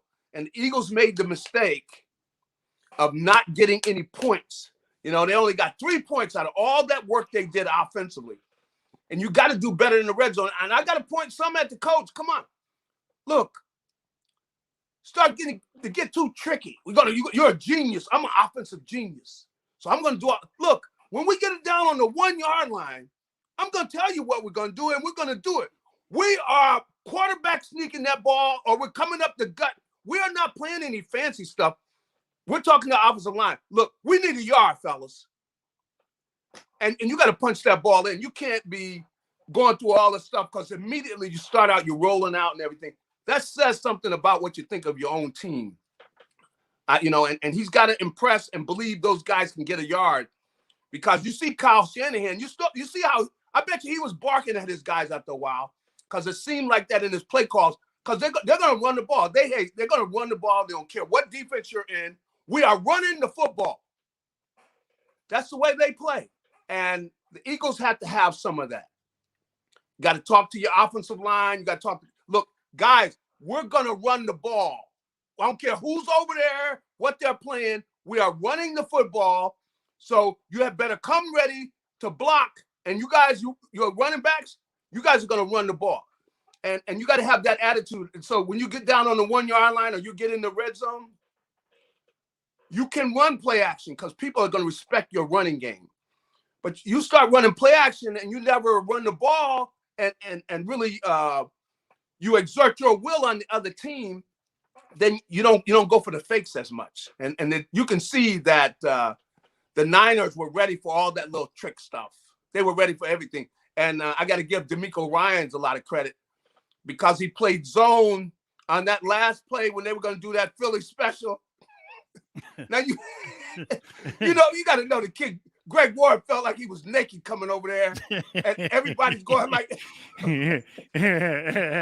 Right they were waiting on him. I mean, nobody bit anything. They didn't buy any fake. I could see Jalen Hurts. He was trying to go out. I mean, it looked like a joke. It looked like some kids out, playing touch football or something. Gary, let me throw this at you, Garrett. And everything you just said, exactly what we saw. I thought that the Eagles really dominated them at the point of attack going into the half. Then they give up that stupid 7 under 50 seconds. That's going to deflate the room a little bit. And I do believe, like you said, Kyle Shanahan went into halftime, chewed his guys' asses out, both lines. They came out in the second half. They may have lost that first half at the point of attack, but I thought both the 49ers O-line and D-line started taking control of the football game. Mailata, he didn't get dominated. But in the second half, Bosa was getting to the quarterback. And I blame a little bit of that on the quarterback here and his inexperience because, to me, Gary, I think he wasn't staggering his snap count. You saw Mailata thinking he was offsides a few times. That's on the quarterback. Remember when Elway used to do that? He'd get 10, 15 yards a game on that snap count. He's got to be a little smarter than that. And I agree with you on Sirianni. 20-20, dude, your meal ticket is made in the red zone, and you've got to push that thing in. Philly special. I mean, guys, was that for the fans? What the hell are you doing here, man? You've got to set an attitude. And but this, all that being said, though, Gary, I went like this. If I'm a defense, you're telling me I gave up 6 points and 17 points in 2 weeks. I don't know. Going into the Dallas game, I feel pretty good about myself after the first 2 ball games going against Dallas. Do you? Well, really, I'm scolding this team, but in reality, I know that they got a lot of young players at key positions, and young players make mistakes. As long as they make it going 100%, I can't really beat up on them too bad. So, it's kind of like when you go in the locker room, you say things that maybe you don't say in front of the media. You say something to your guys and you let them know that, hey, I'm expecting more. And they're capable of playing better. Like they could have come out with points. Also, Jalen Reagor on that deep route where he went out of bounds. Jesus. Kid, you got to know where you're at. Come on, kid. Look, do you know the rules? Okay? You can't run out of bounds, come back and catch the ball. I mean, I know he was being squeezed, but you got to know where you're at. Come on. You got to know where you're at. It's as if he didn't even realize he went out of bounds. Now, come on. How could you go out of bounds and you don't realize you went out of bounds? That shows, you got a player that's not either real sharp, or he just got to get more precise about what he's doing, because he should have been putting up a fight not to let him drive him out of bounds like that. Because look how important that was. If they get that 7, you got a completely different game. But once they were unable to score. That was a shot in the arm for the 49ers. Here, we've been outplayed the entire first half, and we lead out. We walking off with the lead.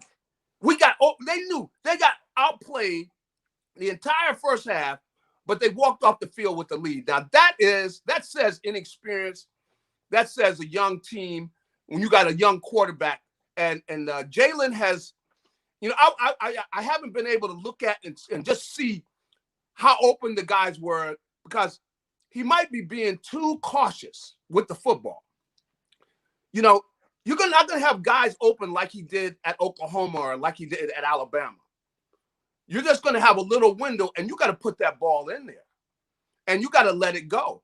You can't just stand back there and you're holding the ball. That could be the case, but I'm not sure, because I haven't had a chance to look at the all 22 to see how open guys were, or whether they were open or whether they were covered. But that's something the coaching has to do. But they got to get better. You can't complete 12 passes and expect to win in the NFL. That's not going to get it. 12 completions and you're going to win. You're not going to win many games like that. So they got to improve in that area. but this is not a shock. I mean, we knew that Jalen he needed to grow. I think he knows he needs to grow. So, he's got the kind of attitude where he will listen. But that's the type of work they need. And who knows, in the long run, they probably got a favor yesterday by being, it's kind of good when somebody, puts it to you and they let you know you got to get better. And their passing game has got to get better. They have got to, and I don't know, Jordan Howard might be, they have him on the practice squad. You got to be able to just run tough. You need some tough inside running.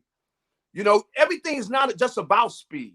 Yes, you want speed, but it's like all of their running backs. They're speed guys. I mean, I like the rookie kid, Kenneth Gainwell. I mean, I forget his name.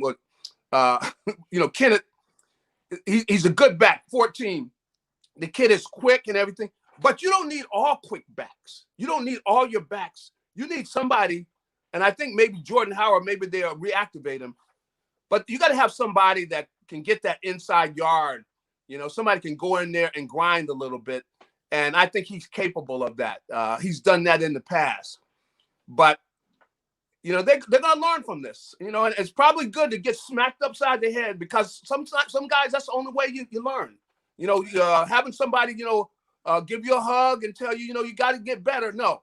Sometimes you need a kick in the butt, and it's the best way for people to make you improve because they have got to step it up. So Jalen Hurts, he's got to improve his game, whether it's the receivers getting open, but they got to get rid of the ball more, and you got to complete more than 12 passes in order to win in the NFL. They got to get sharper when they get in the red zone. The defense, you leave a guy wide open, you blow a coverage and leave the guy wide open in the red zone. Come on. That's not NFL football. That's the way they play, in some of the Bush leagues. Where I thought you had them. No, that's not. You don't play that way when you're getting paid, especially as much as these guys getting paid. Look, you are paid to know what you're supposed to be doing. What was the coverage? Who blew that coverage? I don't know which one of them blew the coverage, but you can't just leave a guy wide open down by the goal line. Look, if you just look at the comparison, you got the Niners with guys coming in, they just had a couple guys come off, just showed up. They signed the guys. And the Eagles here have been working all offseason, and you get in the red zone and you leave a guy and you're sitting there, no, I thought you had him. No, I had him. That's Bush League. And I don't know who was responsible for that. I saw it was on Nelson's side. But I'm sorry. Somebody's got to get their butt chewed out. The coach and everybody has to do with that. Because that's not NFL football where you leave a guy wide open like that. You look at the comparison. They had just stopped the Eagles down on their doorstep. All those plays. They ran at least 6 plays down there inside the red zone. So the 49ers, who hadn't been playing well, but you see, they know what the NFL is about. Hey, we had better step it up. So they tightened up down there. They marched the length of the field against the Eagles, and they leave a guy wide open to basically walk into the end zone, and you can't see something is not right. So, this is just a little light on the fact that they got to step it up, man. They got to get much better than that, and they gave up 2 90-yard drives. That's another thing. 90-yard drives, 2 90-yard drives. Come on. Man, that's 15 minutes of football. I got to look at that closer. What's that? 15, that's 15 minutes of football when you're doing something like that with 90-yard play drives here. But you know what? Coming out of this game, and again, I'm not going silver lining because, like you said, there's no commemorative passes that you get for showing up and giving great effort in this league. This is all about winning and losing. Scoreboard can't be changed. This is not politics where people move the sticks. You win or you lose, and the process is going to tell you a lot on how you go forward. I mean, do you take away from this game, though? Because I think you said something significant, Garry, is that the 49ers went like this. This is not about winning quarters. This is about winning the ball game. We're going to wear your ass out for 60 minutes of football. We're not going to play 15 minutes of football. We're not going to play 30 minutes of football. We're going to play 60. And for a young team I know it's not a young group in many places on the team, but as an overall coaching staff, quarterback, receiving core, really that side of the football, okay? Don't you take away from this game going, hey, the 49ers just showed us if we want to beat the Cowboys this week in Dallas, we got to play 60 minutes football because we can't be in 3rd and 9. We got to be 3rd and 1 going into that game to give us a chance to win this ball game. Am I right when I say that? That's what it is. And, you know, it's a great lesson for them to learn against a team that's seasoned. The Niners didn't come into this game thinking that they were playing the Super Bowl.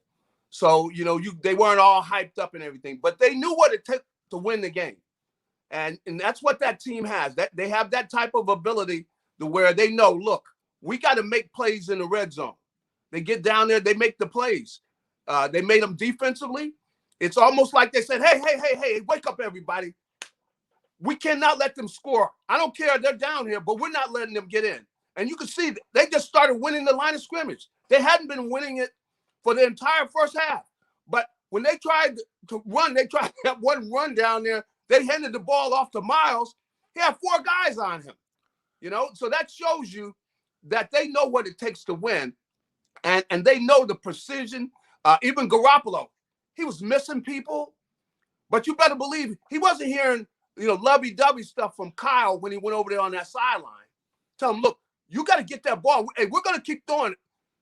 And you know what? The other thing is you saw they didn't play the kid at all. Yeah, They didn't play the kid at all because when they saw the Eagles were serious and they said, hey, we got to come back. We got to win. We came out here to win this game. And so they know what it takes to win. And this will be a lesson for this young Eagles team. I think they got a lot of good kids on that team. But this is what you go through. These are the growing pains.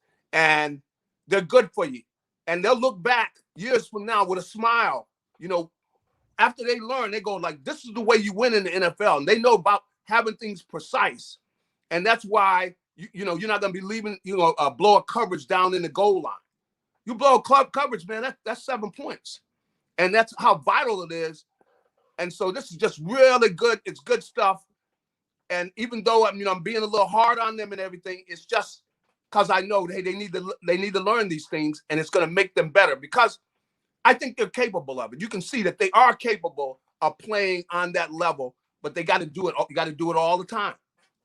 Garry, the matchup against Dallas, how do you think they match up against the Cowboys going on the road into Jerry's world?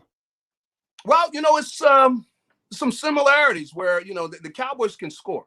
And, they played a little better defensively. They played pretty good and have been able to force some turnovers. So they're playing better defensively, but we know they can score. And they got a lot of weapons, man, and they're really starting to now with the kid, Tony Pollard. I've been looking at him for a while. I'm saying, this kid. Yeah. Every time he comes in, Garry, 13 carries, 117 on the ground. I mean, he outrushed Zeke Elliott by 38 yards. He looks like a really good engine back there. He's kind of the speed guy that Dak doesn't or Zeke doesn't have any longer with that burst. It's kind of like, your power and your speed back. So it's another dimension being added to that offense now. Yeah, and the Eagles defense has got their work cut out for them because you see the way they threw the ball in the first game. They can throw. They got weapons. These guys can take over a game, and then you got that running game also. So you got to be able to deal with both of those so the defense has really got their work cut out for them. That defensive line is going to have to show up, and they have got to get off the ball and really work to make sure that they shut down this running game, and then in the passing game, got to stay away from the big plays. They got to make them work for everything, and it's going to be a tough game, and they're going to have to play well if they want to win because this is going to be an important game for the Cowboys. And offensively, you know what they can do. Defensively, they're playing better, but I would kind of lean on the offense. They got to come out and run the ball and execute, and play where they put together drives and they put the ball in the end zone. They're really almost kind of playing against themselves because they didn't get it done there where you're putting together a drive and you're putting the ball in the end zone. But every week, that's what it takes to win in the NFL. You got to put together drives and you got to put the ball in the end zone. That's what the offense has to do.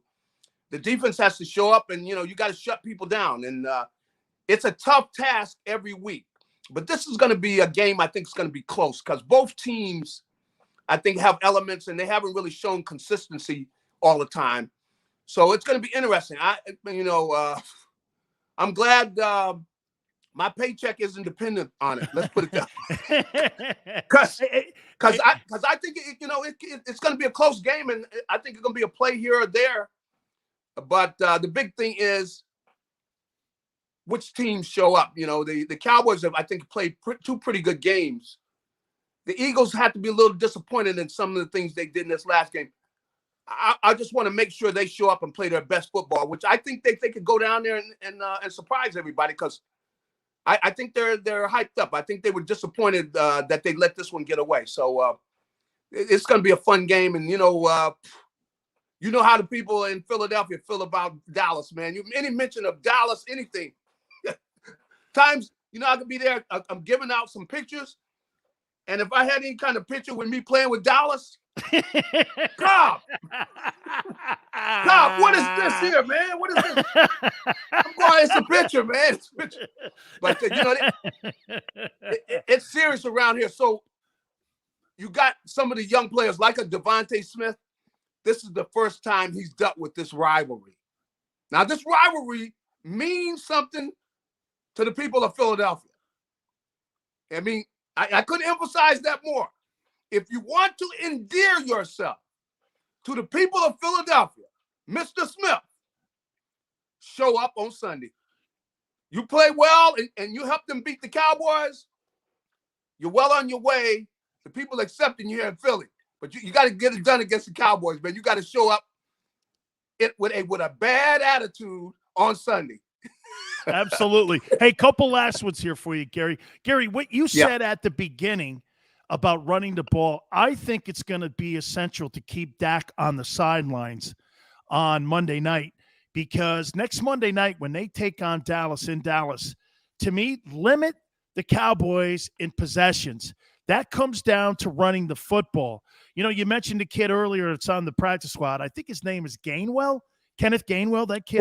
Kenneth Gainwell, he's the number 14. He's the backup running back.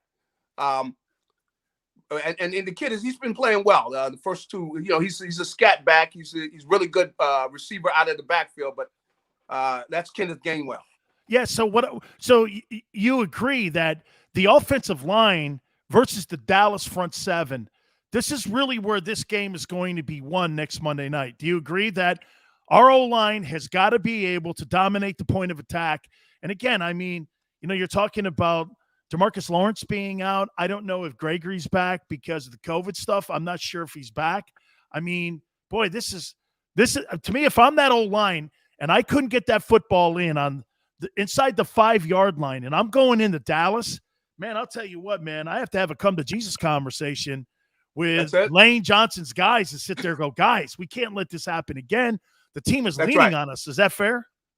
Yeah, I think it's fair, and it's definitely a conversation they need to have because they got some great players up there on that offensive line, and they got a lot of pride. Like Jason Kelsey, and they're going to probably have the young kid in there in place of Brandon Brooks.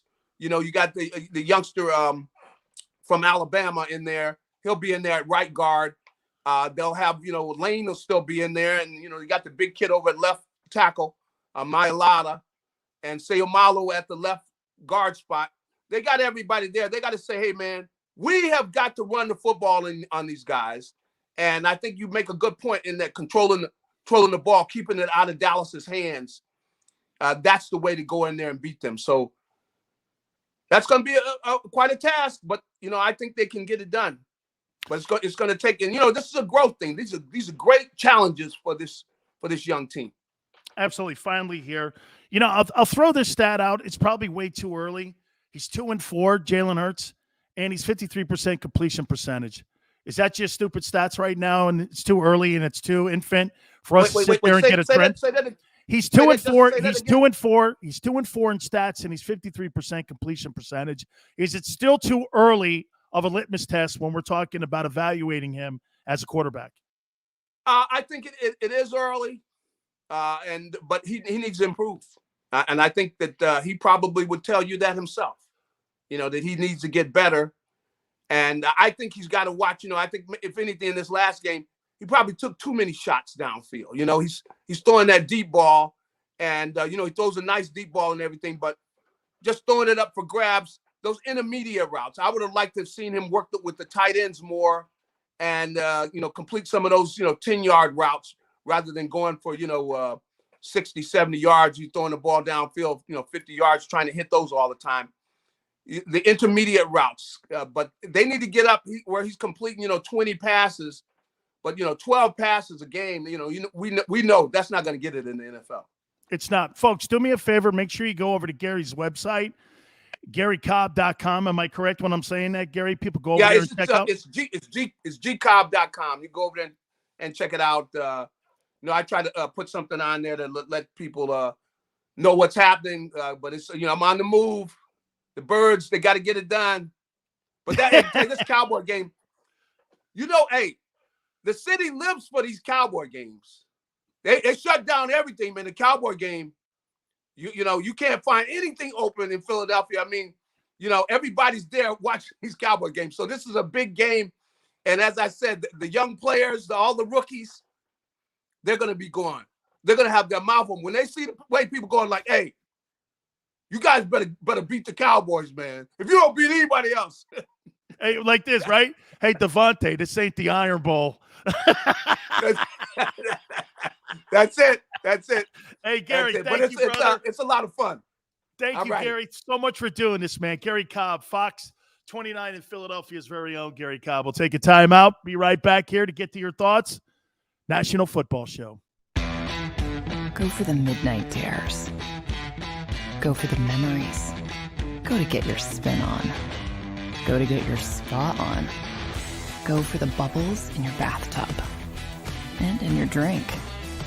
Go for the steaks and the steak.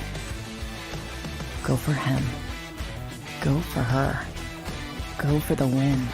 Go to Ocean Casino Resort. Book your trip at theoceanac.com. At Stateside Vodka, every new customer gets the world's best rocks glass.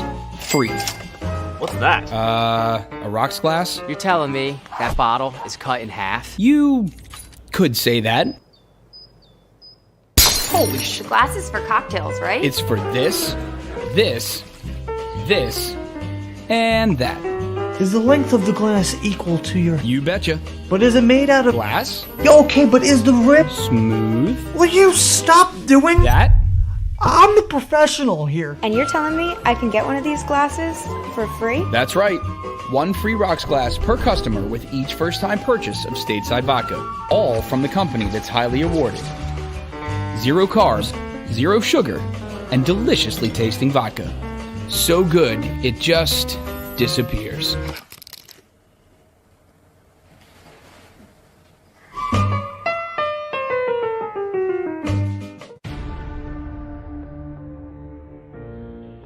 When it comes to the fight against insurance companies, large corporations, and the healthcare industry, injured victims are always the underdog. But that doesn't worry us. At Messon Associates, we're an injury law firm from Philadelphia, and we come to fight. Our clients know that they've got representation with a chip on its shoulder, and it's the same chip that makes Philly the toughest city in the country. Call 215-568-3500 or visit us online at messalaw.com. Messon Associates, the toughest injury firm in Philadelphia.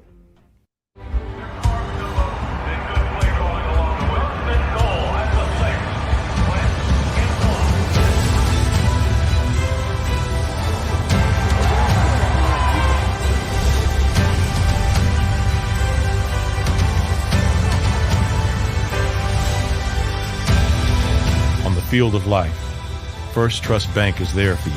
Champions on 3. 1, 2, 3. Because Philadelphia dreams deserve a Philadelphia bank.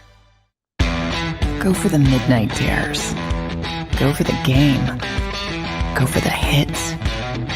Go for the fans. Go for the win. Go to Ocean Casino Resort. Book your trip at theoceanac.com.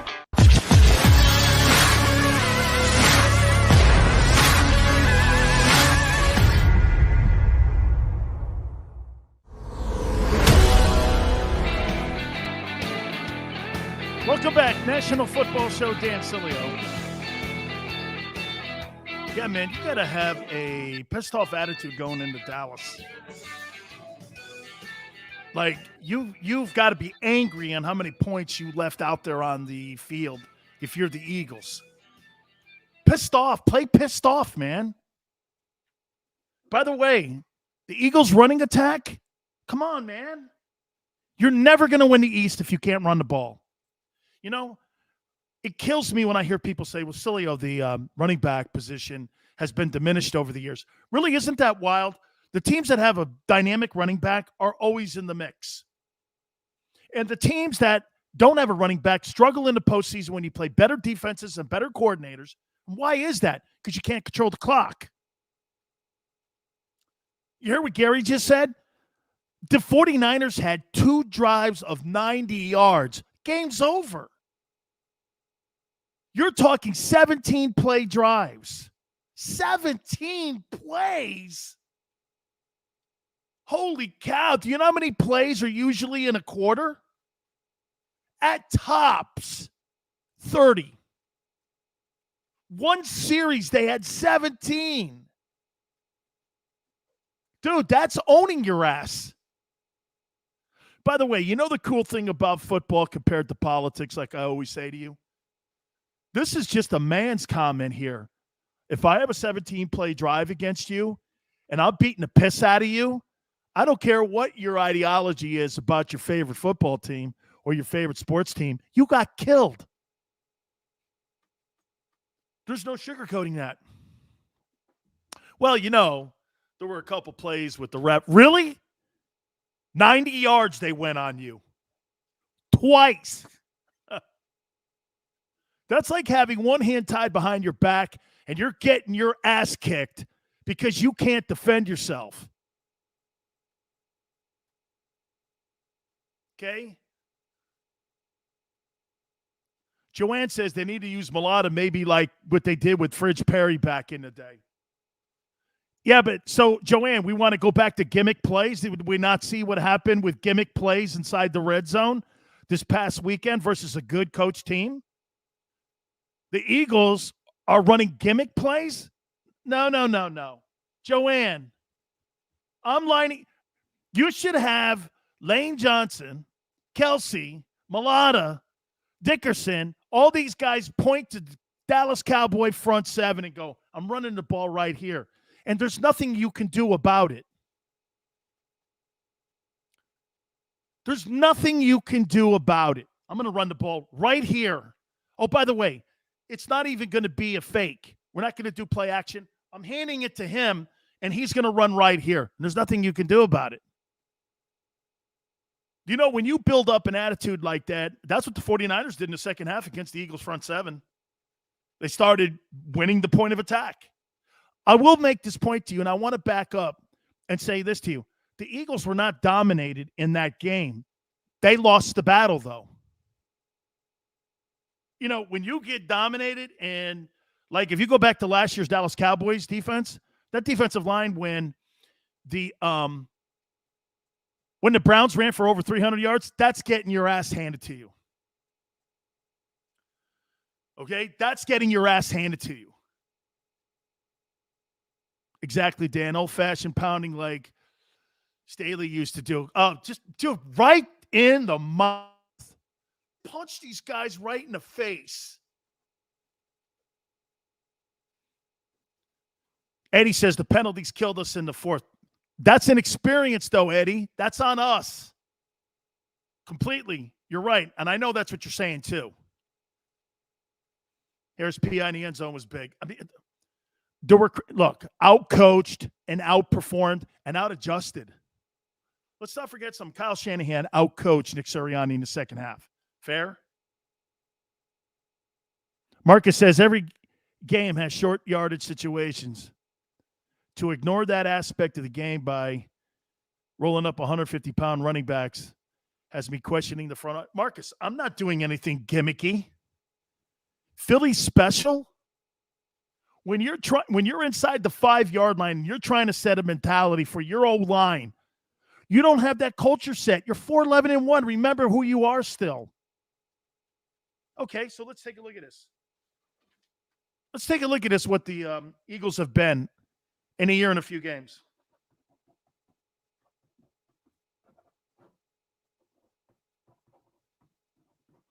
Eagles are 5-12. Last 17 ball games. Get a hold of yourselves. Get a hold of yourselves. By the way, I say this to you about Dak Prescott. Oh, Dak got a win? Dak is 6-9 over the last 15 ball games. Get a hold of yourselves, too. It's funny, every time I tune on a local show or a national show, it's all Cowboys. You're 6-9 over the last 15 ball games. You make it sound like you guys are knocking down statues of people and putting up and erecting ones of Dak. And Mike McCarthy, who I think sucks as a coach. Always know who you are. Can you make that record better by the end of the year? We shall see.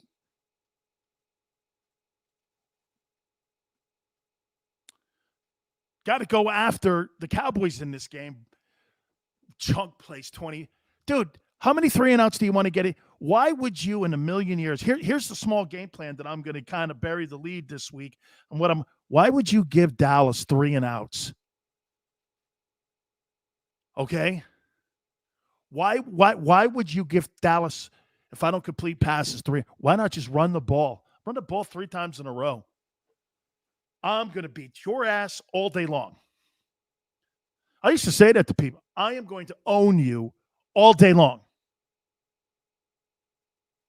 And then I'm going to come over to your sister's house for dinner.